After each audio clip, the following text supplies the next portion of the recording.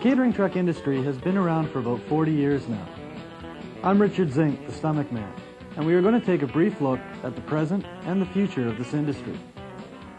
Over the years, certain standards have been established by the health department, sort of. What we are seeing here is fairly typical of a catering truck operation in action. The coffee is made by the driver at the back of the truck, once or twice a day. The cold drinks are placed in the truck on top of the old ones in a slow, cumbersome, and unorganized way. The vehicles themselves often leave something to be desired.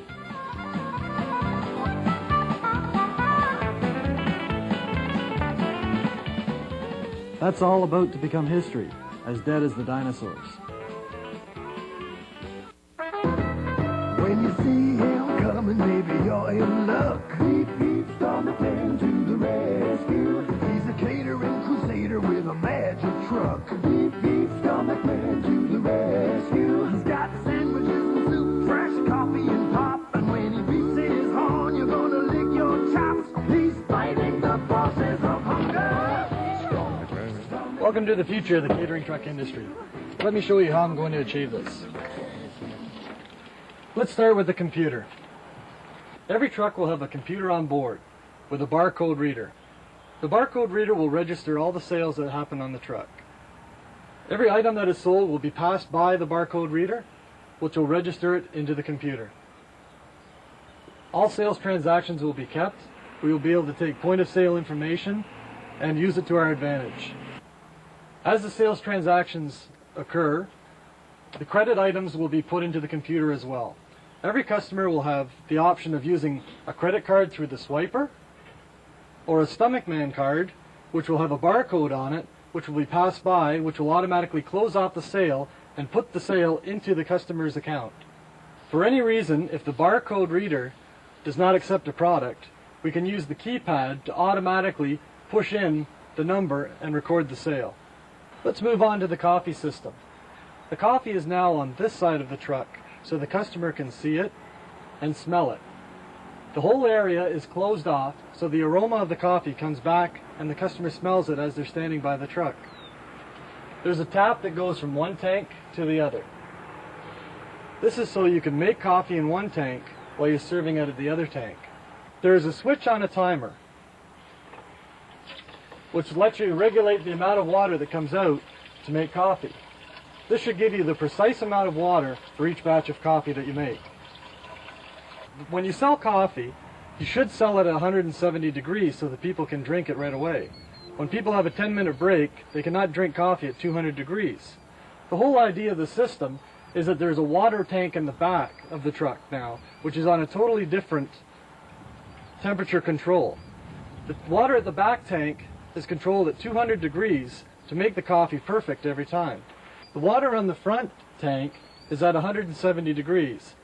This lets us make hot chocolate and tea at the proper temperature to drink, while the water at the back is 200. Let's move on to the oven. The oven is 12 inches deeper than the normal oven. This gives us room to heat up food in the back before we sell it. The front portion is still like the other ovens where you sell from.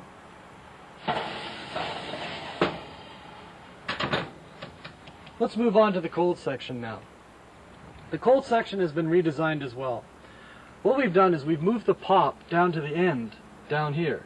It's easy for the people to see it, easier to grab, makes the line go a lot faster, and what we do now is the pop is loaded at the back of the truck, so it rolls to the front, and the oldest can always goes first. You no longer have the problem of rusty cans on the truck. In this section here as well, most of the items that are usually kept in this section do not sell. It is our idea that if the whole section is refrigerated, this would be a better location for more donuts and fresh products. Let's move on now to the other side of the truck. We have now divided the storage section into two separate compartments. You can see now the ease of loading the pop from this side here. You take the pop and you sit it down on the bottom and just load it in. It takes about 20 seconds per section.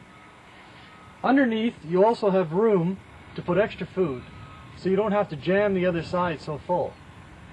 In here you have extra space for more pop cases, so that during the day you can take the pop from here already cold and replenish the truck. In this door here,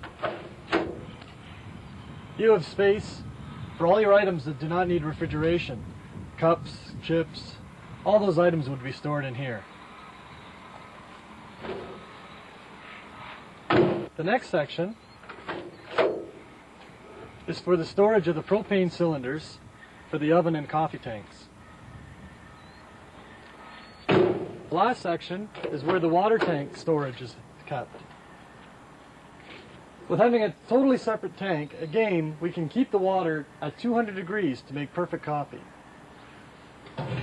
The top has a wide opening as well, so that we can get in to delime the water. And also a drainage at the bottom to get the lime out as well. This should guarantee perfect coffee every time.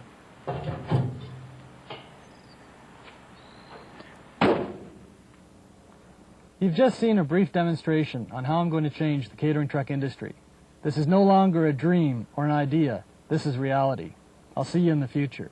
When you see him coming, maybe you're in luck.